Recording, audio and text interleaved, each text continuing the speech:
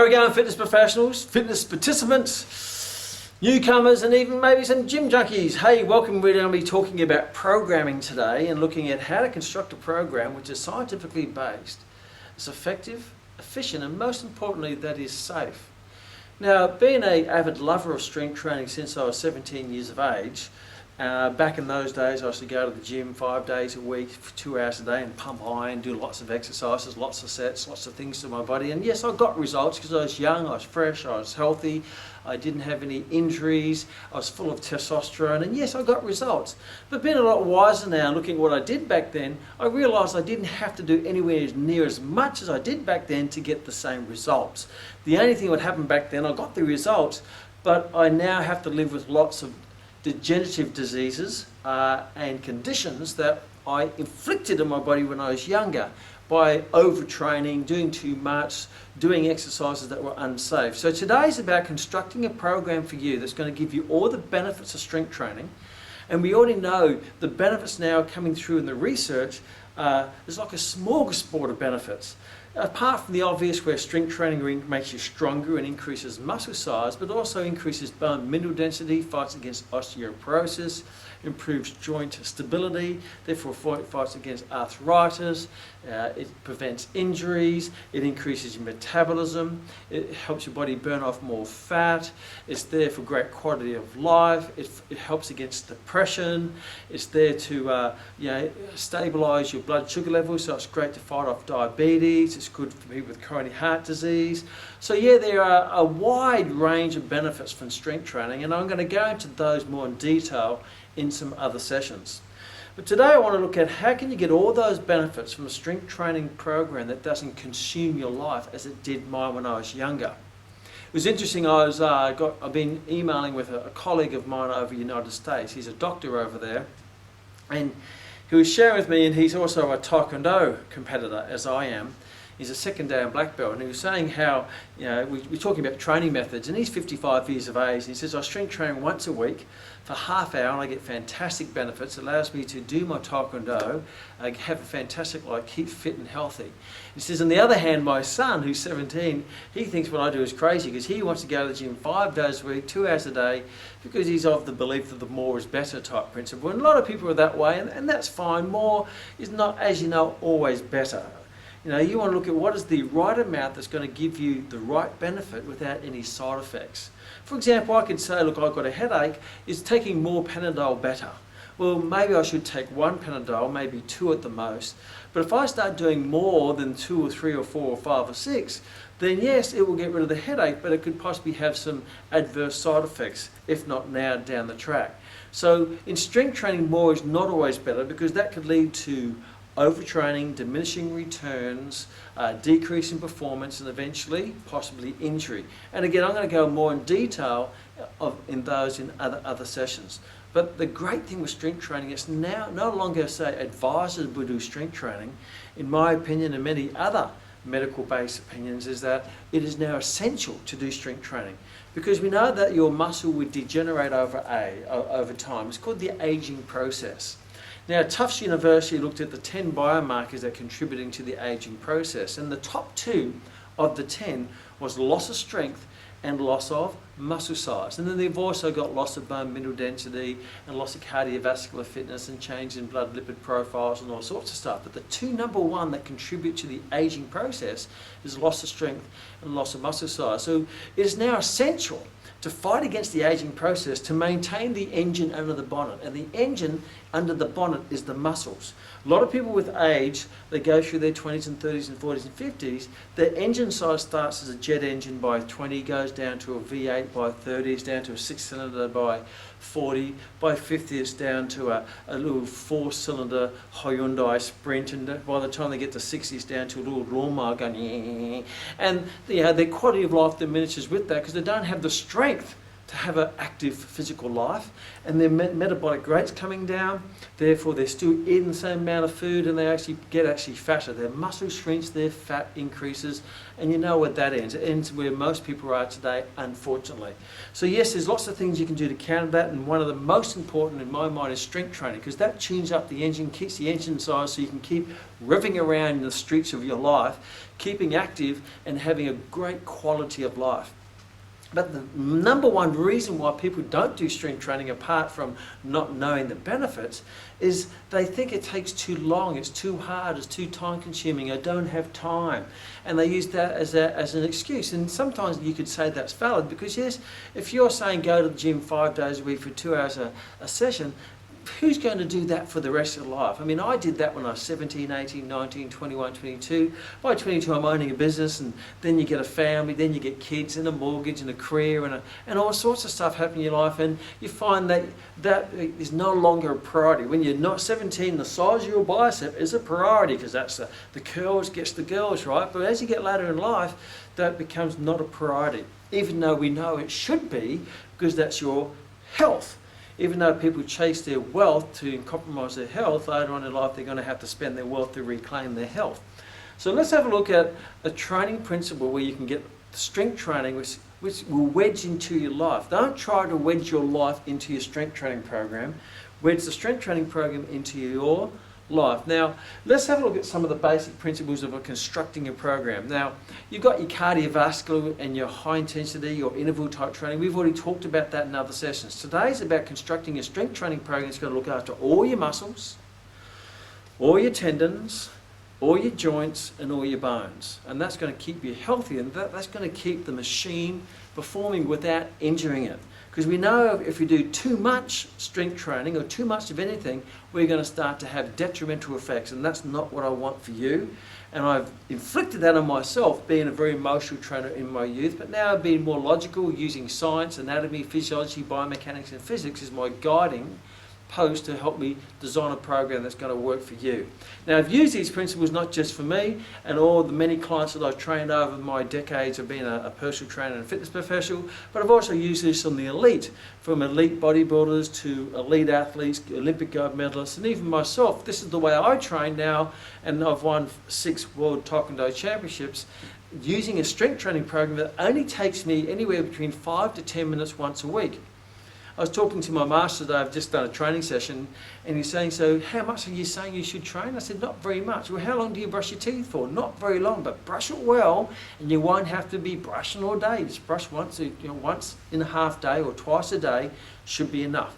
Where strength training once a week, tops twice a week in a short period of time should be plenty if you do it properly. If you don't do it properly, then it's not going to work as well, like anything in life. So let's have a look at some of the components that make up a strength training program and help you construct a program. Now, one thing to understand when it comes to strength training or programs, it's the same approach to everybody, because everybody has the same anatomy.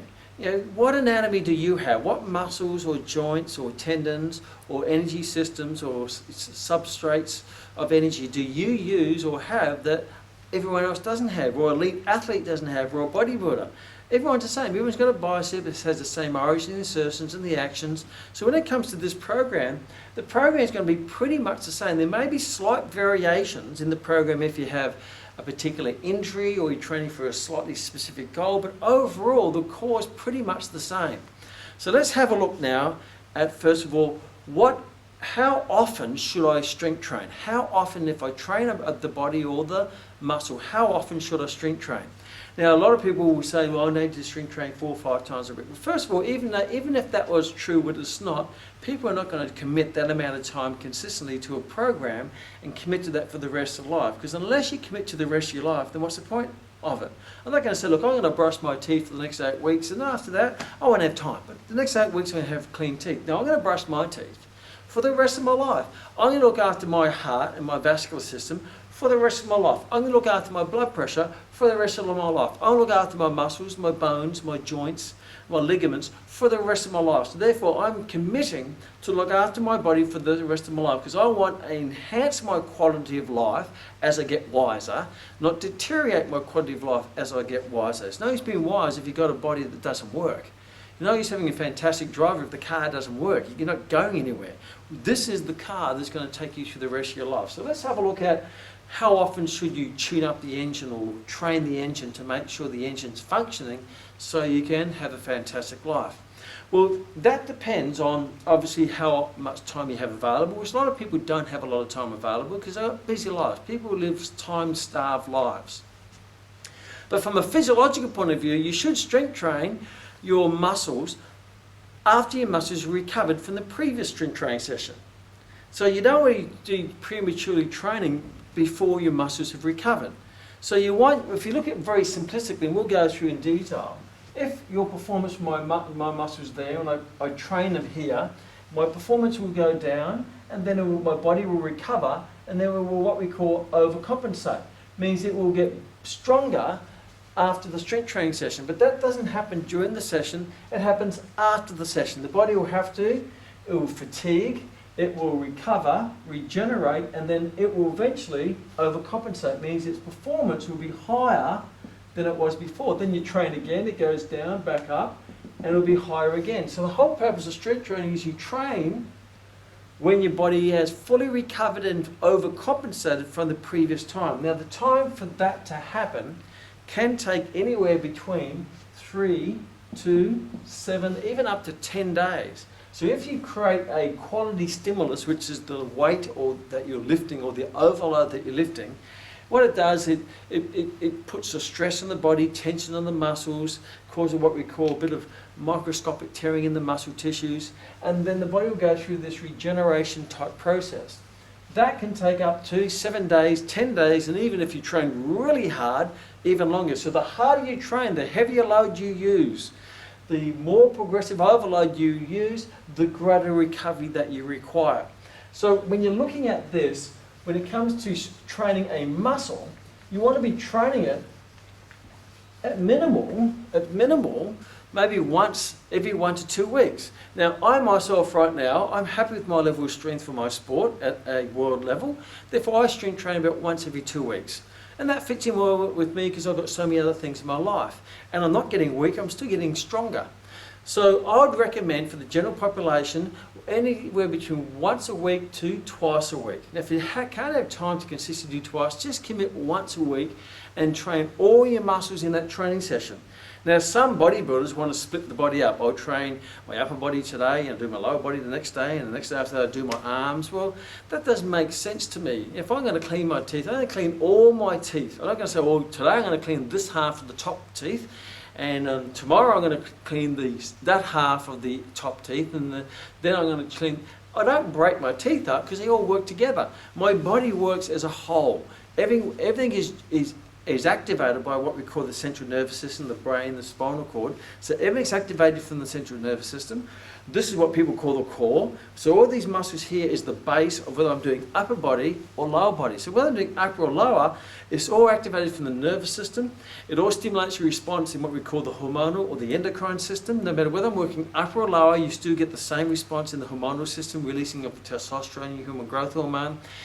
You still use all the muscle in what we call the core for the upper or the lower. And even the upper, I can't split the upper into the front and back because my shoulders, my deltoids, my rotator cuff, the 4 muscle groups in my shoulder joint, all work in a push movement or pull movement.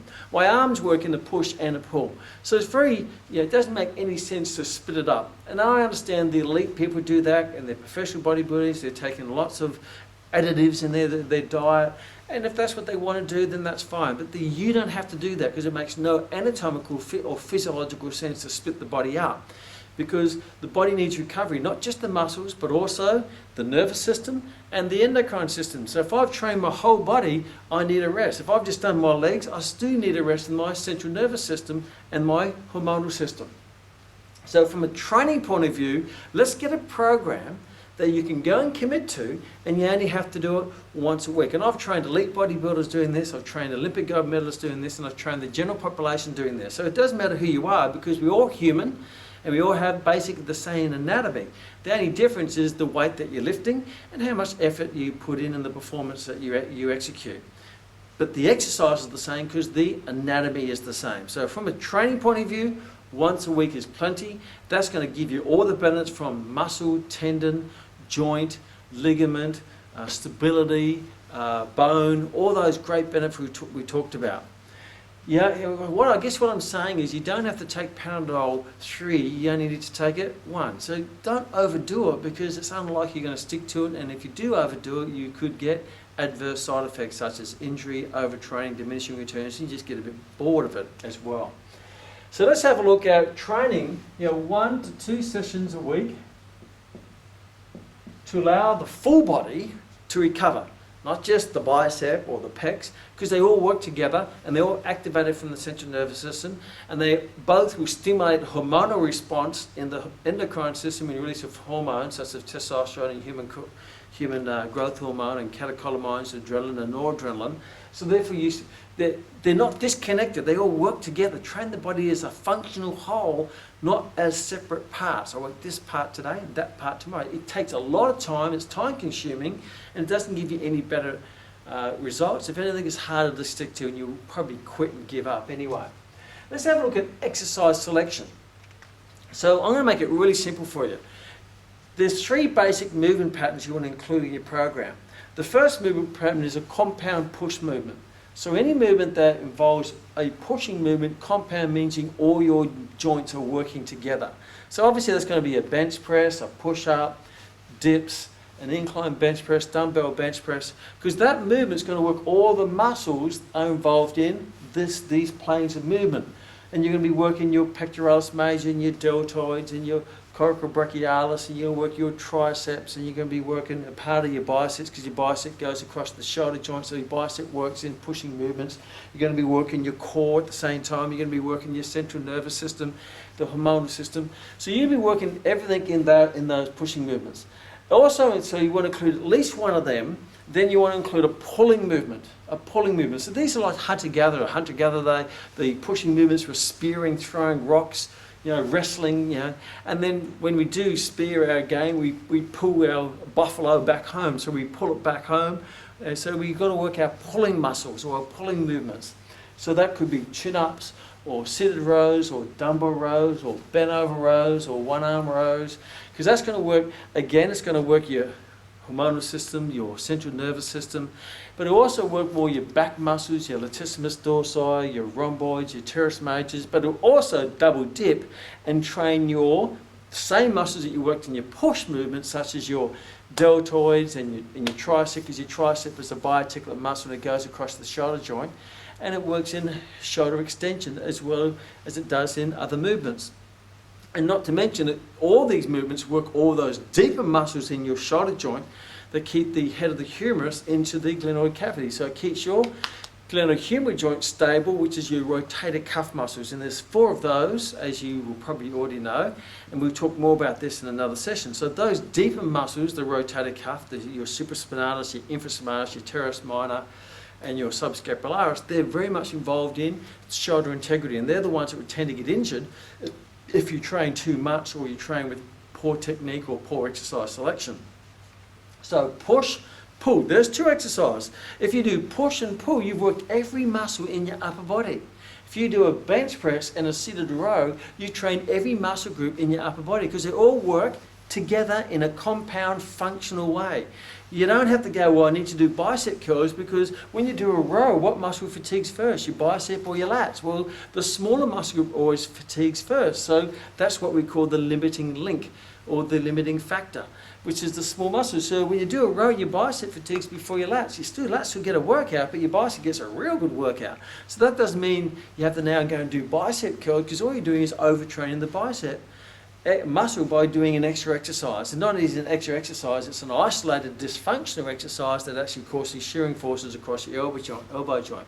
So complementing these compound movements with your supplementary isolation movements, all you're doing is adding extra stress and shearing forces and wearing down the joints that are working during the compound movements. And I'll talk more about this in detail when we look at the exercise video session. So push, pull, and a compound leg exercise, such as squats and lunges and deadlifts. So not an isolated movement like a leg extensions, leg curls, because that just puts shearing and stressful, what we call patellofemoral forces, stresses across the knee joint, which is contradictory to the integrity of the knee joint. You want to do compound exercises, because compound exercises work all the muscles, including the assistant movers, the stabilizers, the synergistic muscle groups, and the smaller muscle groups. So if I do a squat or lunge, I'm still working the hamstring, I'm still working the calves, which is the gastrocnemius and the soleus. I'm still working all your quads, I'm working all your core, I'm working your glutes, I'm working your rectus spinae, your abdominals, your obliques, your transverse abdominis, your multifidus. I'm working the nervous system, the endocrine system, and it's a full body movement. So if I do a push movement and a pull movement and a compound leg movement, I've trained all the muscles in my body the way they're supposed to be trained, or way they're supposed to function, because I'm picking a more functional movement pattern. This is not functional. Laying on your back doing this is not functional. Doing a leg extensions is not functional. Back extensions is not functional. And if they're not functional, they're dysfunctional. And we know from the other session on dangerous exercises, these movements actually cause more deterioration on the joint by applying shearing forces through the joints. So if I just did for example, a push movement, a pull movement, and a leg movement, which is a compound or lifting movement with my legs, and if I pick, say, one exercise, and I want you to pick maybe the one that you enjoy the most, which is safe and effective. So I might do a bench press here. I might do a seated row here. And I might enjoy doing a squat here. If I just did those 3 exercises, I've trained all the muscles in my body. If I get stronger on the bench press, stronger on the row, stronger on the squat, all my muscles are going to get stronger. All my muscles are going to grow, particularly if I'm a male and I'm full of testosterone. All my joints are going to become more stable because I'm working compound exercises that work the agonists, the prime movers, the assistant movers, the antagonists, the synergistic and the stabilizing muscles, and they work in a functional manner to stabilize the joint while it's in motion. I'm going to get all the benefits from those 3 exercises through my whole body, because I've trained the body the way it's designed to function as a whole. So if I just did those 3 exercises, I've got a great workout. And the purpose of strength training, every time you come back, just do those 3 exercises, or you may choose, because you may say, well, okay, man, I prefer to do dumbbell bench press. Then do dumbbell bench press. Or I prefer to do chin-ups. Do chin-ups. I prefer to do lunges. Then do lunges. Because they're all great exercises, because they're all very similar, but they're slightly different in their application. For example, my wife, Rory, she's in fantastic shape. She's strong. She does chin-ups. She does chin-ups, she does dips, and she does lunges. And she does 1 set of each, and that's all she does. Myself, personally, I do dumbbell bench press, because barbell aggravates my shoulder a little bit. I do dumbbell bent over row, and I do dumbbell lunge. I find dumbbells are better on my joints because of those younger years as a pseudo bodybuilder, where I've worn out a lot of my tendons and my joints, and I'm now suffering from osteoarthritis and tendonitis, which I'll go more into that later. And that's from the old bodybuilding type training. If I did that now, it'd probably last a week and I wouldn't be able to move. But I can still do these 3 exercises, these 3 movement patterns, and I can still lift some really good strong weight, which makes me very strong in my sport, because that's what I'm training for. Now you may want to be strong to do gardening, or strong to do lawn bowls, or strong for your sport, or strong to live a quality life. You get as strong as you need to be to live the life you want to live. That's called optimal strength. Any more strength beyond that is pretty much a waste of effort and strength. So just train to the level you need to be strong enough to do what you want to do. So once a week, maybe if you get an extra session in, then that's fantastic. Do an extra session if you feel up to it. But once a week, do your push movement, pull movement, leg movement. And how many sets should you do? Well, what you want to do is one of your best sets. Do your best. Now, traditionally speaking, they say do 3 sets or 4 sets. And back in my early years, I used to do 4 sets and 4 exercises per muscle group. And I was just wearing out the joints while training the muscle. I don't want you to wear out the joints, because when you wear out the joints, then you're not going to be working the muscles. Because the major challenges you find as you get older aren't muscular problems, they would tend to be more joint. You suffer from osteoarthritis, you suffer from capsulitis, you suffer from tendonitis, you suffer from osteitis and periostitis and all these joint bone type related challenges from wear and tear in the aging process. We don't want to age your joints.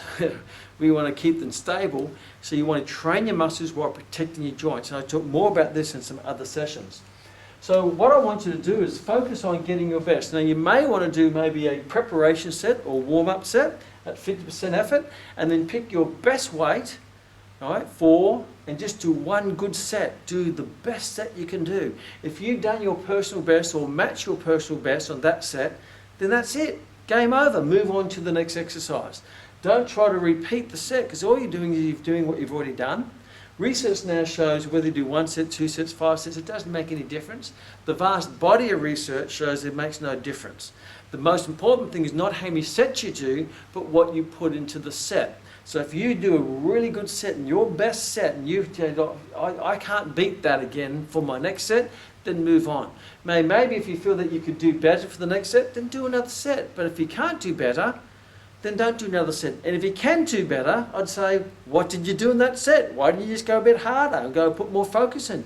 And I find mentally, if you have to do 4 sets, you tend to pace yourself through 4 sets. But if I say just do 1 set, you tend to put all your focus, all your energy into that set. And you're saying you don't get a second crack at it, so you're going to put your full intensity relative to your level of training into that set. So you might do one preparation set and 1 best set. 1 preparation set, 1 best set, 1 preparation set, 1 best set. So really doing is probably 2 sets, a warm-up set and a working set. I like to call a preparation set and a result set. Preparation set, result set, preparation set, result set. Keep a track of your weight and your repetitions. So next time you come, when you find, okay, I'm doing quite a few reps, I'm going to put the weight up, that way you're going to progress. And the most important thing is when you do this, is that you progress the weight according to the reps. So here's some basic guidelines. What you want to be doing, and I'm just using a broad guideline here for you. Now, some elite may go lower in reps, some may go higher. I would say usually between 8 to 12 repetitions. 8 to 12. And I'll go into detail what exactly that represents when it comes to physiology. But 8 to 12 is in a range on what we call your energy timeline and your energy systems that activates, gets stimulus in your fast twitch fibers, your intermediate fibers and your slow twitch fibers. It's also a safe range to stimulate enough tension to progress your strength and muscle size or muscle density or muscle tone or muscle whatever it might be that you're aiming for. Obviously, if you're a woman, you're not going to get the muscle size because you don't have the levels of testosterone that a male has. But you still get stronger, you still spark the metabolism, you still look more firmer, and you still have a far better quality of life. So 8 to 12. So what you want to be doing here is you set a weight on maybe on your bench press, and my suggestion is you do as many repetitions as you can. So get the weight, you might put say 30 kilos on it or 20 kilos, and do as many as you can. And if you can go over 12, if you can do more than 12 repetitions, then the next time you come back, then you put the weight up. And that will knock your reps back down to maybe under 12. So the goal is not to do 12 reps, but do as many as you can. But if you can do more than 12, then that should be the trigger to put the weight up. And therefore, what will happen is the next time you train with a heavier weight, and the reps will probably come down. And then over time, your training sessions, you work the reps up, back over 12. When they get over 12, put the weight up, and they'll bring your reps down. Then work the reps up. When they get over 12, put the weight up, and before you know it, what's happening is your weight's going up, and you're using your repetitions as a target to not meet, but pass. So if you can do 13 or 14 or 15, put the weight up, and before you know, you'll be doing a quite significant weight for your genetics and your gender and your situation. You will progress your weight quite significantly by using numbers or repetitions to aim for as a target to put the weight up. So your repetitions, you do more reps to put the weight up. Do more reps to put the weight up. And try not to do it all in one session. If you've done a personal best, then move on to the next exercise and wait till the next week to come back, because now your body is fully recovered, fully ready to go, mentally ready to go, because you're itching at the bit to have another training session because you're not worn out mentally or physically from doing too much too often. If anything, you're always fresh and you're ready to put some good quality work into it. And obviously you marry into this program some other activities, might be some cardiovascular, some bushwalking, your sport, or recreational, some hobbies that keep you active.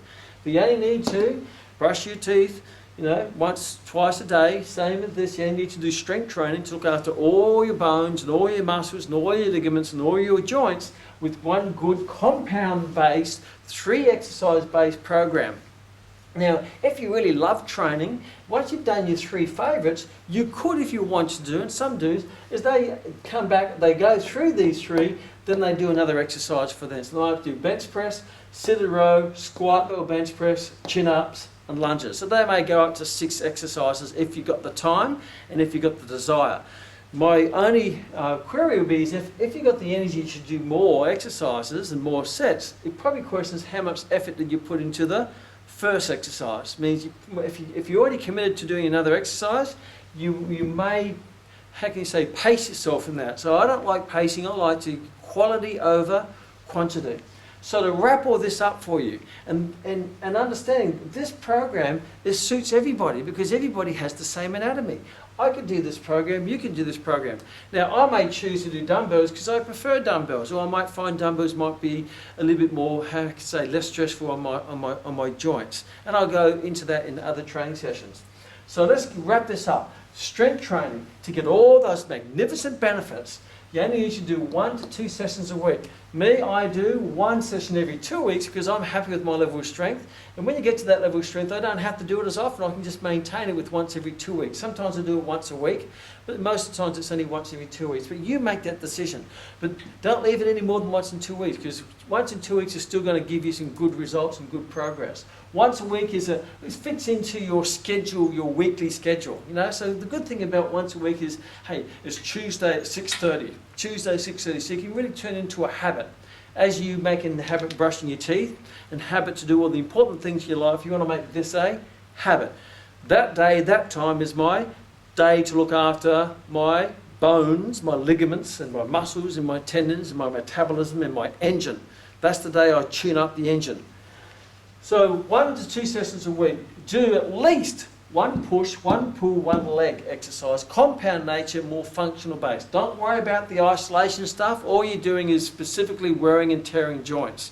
I like to call the isolation stuff joint wearing exercises. So they're the ones that's going to stuff up your joints. Stick to the compound. Put an effort in. If you so desire, because you're still a bit emotionally attached to strength training, do a secondary exercise, maybe on 1, 2, or 3. That's up to you. But 3 minimal, that's plenty. If you put a great effort in those 3, you've worked all the muscles the way they're supposed to be, and you'll get stronger, you put on muscle, and you take further steps closer to transforming your body closer to its genetic potential. Because the limitation is your genetics. You can become a better version of yourself, or you don't do anything, you become a lesser version of yourself. So whether you do bench, sit a row, or squat, that's going to take you closer to your genetic potential. Which means you've got your basic framework anyway, you're just going to make it look more defined, more strong, more functional. When it comes to number of sets, aim to do your best set on each exercise. Now if that takes you 2 sets, take 2 sets. If it takes you 3 sets, take 3 sets. But once you get into that pattern, that exercise pattern, and you know how to do it, you should be able to do it straight away. If you're doing 3 sets, I say, what are you doing? You just get there and sit a row particularly, because there's no balancing involved in that. You can just get on there with great form and great technique and great execution. You can really take your body as close to what we call volitional failure as possible without compromising the joints or the tendons or the ligaments. So 1 best set, and you may have a preparation set or feel set just to get into it. At the most 2 sets on each. So there's 6 sets, so 3 exercises, 6 sets. And your goal is to get as strong as you possibly can, keeping the reps under 12. But when you go over 12, that's the trigger to put the weight up to make you stronger. And this, you want to progress your strength into the level of strength that's going to serve your goal. So if you want to go to a bodybuilding contest, or you want to go into a strength contest, you need to get stronger. So you just keep pushing those boundaries.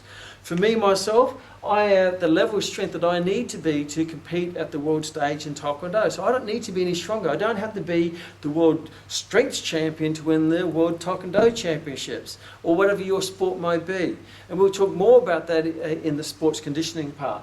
but get strong enough to live your life. And you're there to train, not to strain.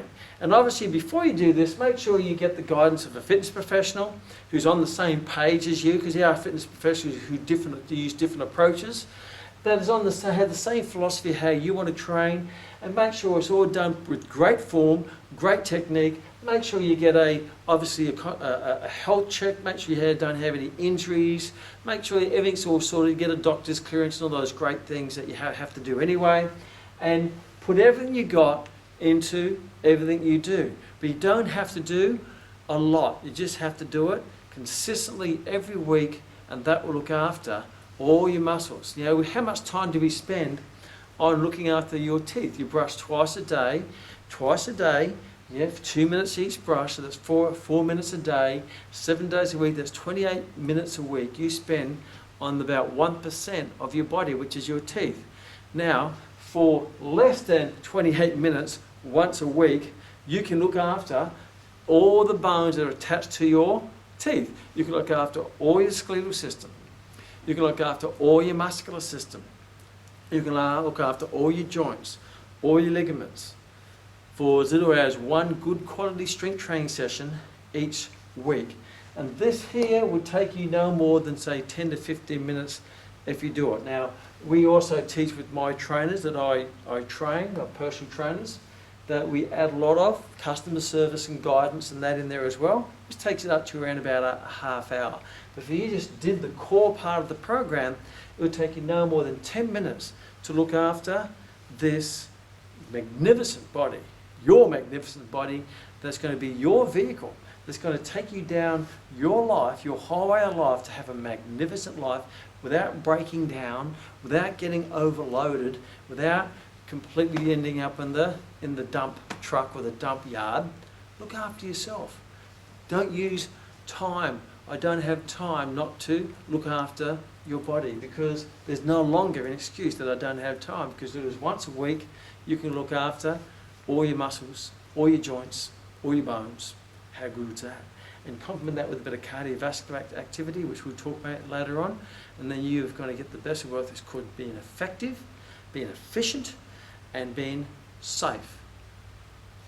Have fun.